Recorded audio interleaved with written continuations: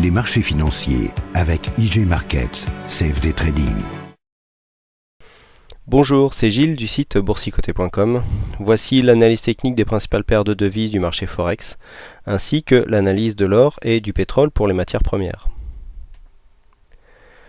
Nous sommes aujourd'hui le jeudi 1er septembre 2011 et l'euro-dollar donc confirme la cassure du support haussier que je vous indiquais hier comme étant possible et imminente, donc en venant enfoncer ici la zone de point bas qui se situait à 1,4330 pour venir valider l'objectif qui était défini à 1,4280. Ce mouvement a été assez dynamique, nous a permis de déclencher un signal de trade, donc les signaux qui sont donnés sur l'analyse technique, donc la cassure des 1,4250 a bien eu lieu. Le problème c'est que le plus bas, en s'inscrivant à 1,4226,7, n'a pas permis de financer le stop avant la remontée des cours qui était due à une situation technique légèrement survendue. Et donc c'est un signal perdant que nous avons sur ce trade, puisque pour 2 pips nous ne pouvons valider le stop financé. Donc bon, ce sont des choses qui arrivent, il faut l'accepter quand on fait du trading, on ne peut pas avoir que des signaux gagnants. Donc signal perdant sur ce mouvement. Il y avait un signal de cassure qui était un peu plus évident à jouer, mais voilà, le signal était donné plus sur une confirmation ici d'une continuité de mouvement baissier. Donc ici, nous venons valider la zone des 1,4280. Les précédents plus bas sont cassés, idem pour celui-ci. Donc, on bascule vers une tendance un peu plus baissière. Je rappelle que donc l'objectif de sortie de biseau reste la zone des 1,4080. 1,4080, c'est encore assez bas. Je ne sais pas s'il y en a qui ont joué ici la sortie, mais si vous l'avez joué, il y a un stop à financer sur les environs ici de ces points bas, sur la zone des 1,4240. Donc c'est possible de venir ici prendre quelques points pour essayer d'assurer un objectif final.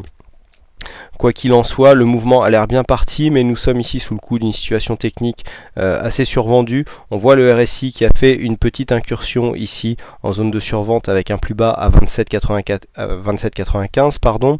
Stochastique qui est en train de croiser sa ligne de signal en pleine zone de survente. Un MACD qui commence à se retourner même s'il était un petit peu hésitant. On devrait avoir un petit rebond technique, donc qui pourrait revenir ici sous la zone des 1,4330, 1,4340. Alors une validité, donc une continuité du signal baissier nous donnerait donc cette zone comme une résistance avec une continuité donc à la baisse. Et donc pour matérialiser cette tendance, nous pouvons tracer ici une résistance baissière qui servira de point de repère, puisque en cas de cassure de cette résistance, on viendrait casser la dynamique qui a servi à la mise en place de ce mouvement baissier. Donc invalidation du mouvement baissier en cas de cassure de la résistance baissière, et donc cassure en même temps si on revenait sur le précédent point haut ici de cette tendance, à savoir 1,4470. donc on parlerait d'invalidation du mouvement baissier. On passe tout de suite au câble, donc paire livre sterling contre dollar américain. Le câble où nous avons une continuité de mouvement baissier là aussi, puisque nous sommes là sur une cassure du support des 1,6230 que je vous avais indiqué hier comme étant imminente. Hier on était sur cette zone là. Je vous avais dit que par rapport à la situation technique, on était sur une bonne dynamique baissière. Il y avait un bon risque de venir casser ici le support. On est venu marquer un nouveau plus bas. Là on est en train de remonter sous le coup de cette situation technique, un peu comme l'euro-dollar qui est assez survendu. Là aussi RSI qui est passé quasiment sur la même valeur. Là on est à 26,83 sur le RSI qui est venu passer donc sa zone de survente. On est en train de croiser aussi la ligne de signal sur le stochastique. Le MACD n'a pas une grosse amplitude, donc là si on a un signal de rebond technique, on n'aura pas un gros mouvement compte tenu ici des indicateurs, puisque le signal, on le voit, manque un petit peu d'amplitude. Donc on peut très bien jouer un peu comme ce que nous avons sur l'euro-dollar, sur un retour ici sur la zone des 1,6230. On pourra jouer à partir de 1,6210, 1,6230 pour jouer une continuité baissière du mouvement.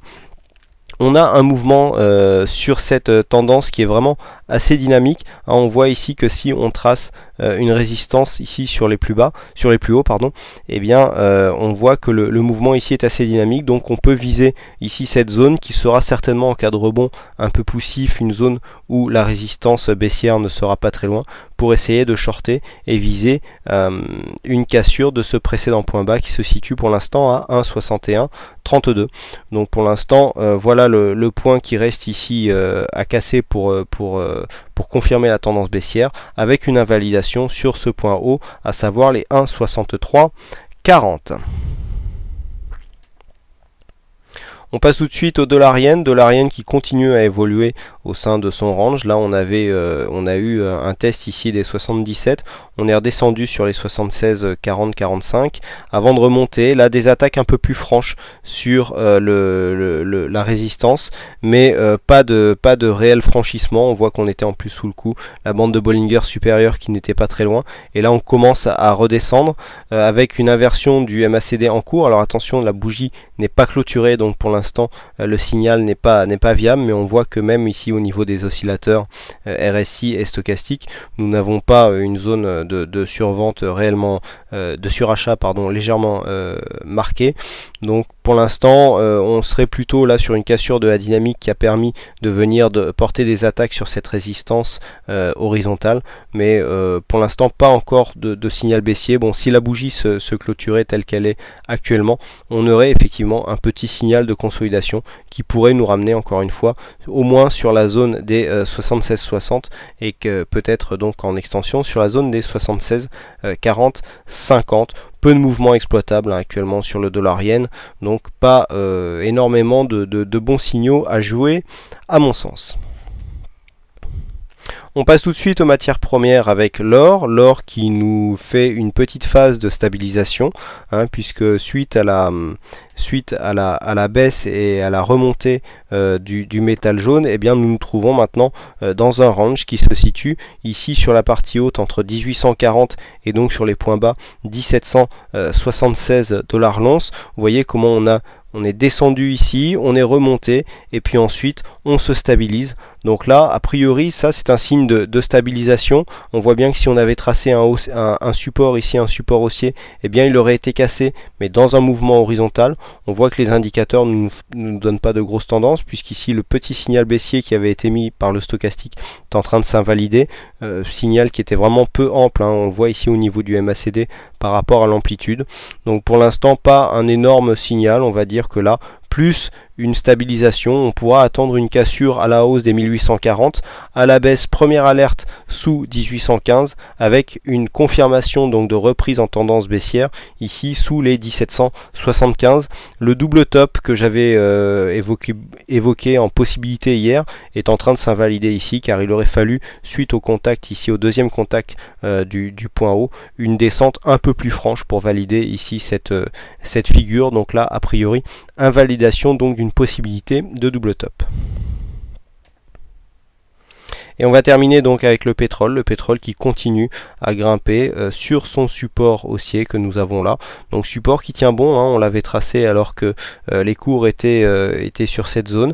Donc suite à la cassure de la résistance baissière, vous voyez qu'on a eu du mal à casser cette résistance, mais qu'ensuite la dynamique a repris. Donc là, la zone des 88-85 $ le baril est dépassée. On est maintenant sur 89,80. Les prochains points hauts se situent à 92 $ le baril, donc là on pourrait monter assez rapidement. On voit par contre qu'on est en train de refermer une phase haussière au niveau des Bollinger, donc attention ici à un possible affaiblissement de la dynamique haussière. On voit d'ailleurs que l'amplitude commence à se réduire, si on trace une droite qui passe par les points hauts un peu comme une résistance, on voit que nous sommes quasiment sur un biseau qui est en train de se resserrer. Attention, si le biseau se confirmait, eh bien ça serait une sortie baissière qui nous attendrait, sortie qui serait confirmée par des indicateurs plutôt haut, plutôt en zone de surachat, même si le MACD ici on le voit bien nous indique une tendance plutôt neutre. Alors quand le MACD comme ça s'aplatit alors que l'on continue à monter,